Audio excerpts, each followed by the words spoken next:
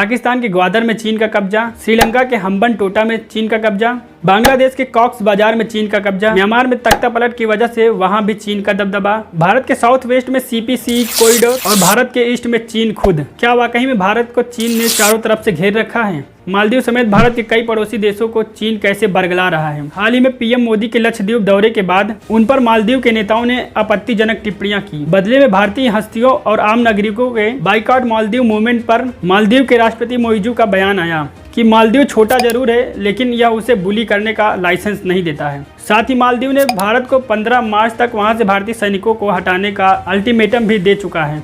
ध्यान देने वाली बात यह है कि इस तरह का तीखा बयान राष्ट्रपति मोइजू के चीन दौरे के बाद सामने आया है। अब बात श्रीलंका की। हाल ही में रणनीतिक रूप से श्रीलंका का सबसे जरूरी पोर्ट हम्बनटोटा में चीन के सैनिकों ने अपना दबदबा कायम कर लिया है। इतना ही नहीं बल्कि वहां की सरकार ने उस पोर्ट पर चीन को पेट्रोलियम रिफाइनरी प्लांट बनाने की अनुमति भी दे चुका है।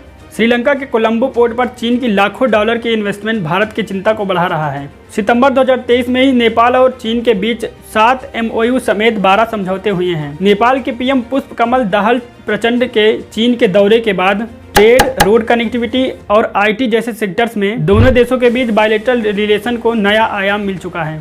बांग्लादेश में भले ही पीएम शेख हसीना भारत के साथ हों, लेकिन वहां के इंफ्रास्ट्रक्चर डेवलपमेंट में चीन का योगदान भारत के लिए एक चिंता का विषय है। इतना ही नहीं, ब्रिक्स समिट के दौरान श्री जिनपिंग ने शेख हसीना को यह आश्वासन दिया कि वह बांग्लादेश में बाहरी इंटरफेरेंस को सख्ती से विरोध करेगा और इकोनॉमिक साझेदारी को मजबूत करेगा। बात करें भूटान की, तो चीन उसे लगातार अपने बहकावे में लेने की कोशिश कर रहा है। भूटान के राजा का चीनी दौरे के बाद दो बड़े ऐलान सामने आते हैं। पहला, चीन से सीमा विवाद पर समाधान और दूसरा, डिप्लोमेटिक रिलेशन को बेहतर बनाने का प्रयास। यह चीन और भूटान की बढ़ती नजदीकियों का ही सबूत है। चीन की भूटान मोह की सबसे बड़ी वजह है डोकलाम। डोकलाम अगर चीन का हो गया तो भारत में घुसपैठ करने का रास्ता बेहद आसान हो जाएगा। म्यांमार में तख्ता पलट के बाद की स्थिति बेहद खराब है। वहां के रिफ्यूजीज के विरोध की वजह से म्यांमार भारत के साथ खड़ा हुआ नहीं नजर आ रहा है। इसका फायदा चीन जरूर उठाने की कोशिश करेगा। अफगानिस्तान में तालिबान का राज है और तालिबान सरकार ने कभी भी चीन का विरोध नहीं किया है और न ही चीन ने तालिबान सरकार का विरोध किया। जानकार कहते हैं कि दोनों के बीच एक मूक समझौता है जिसका शिकार भारत होगा।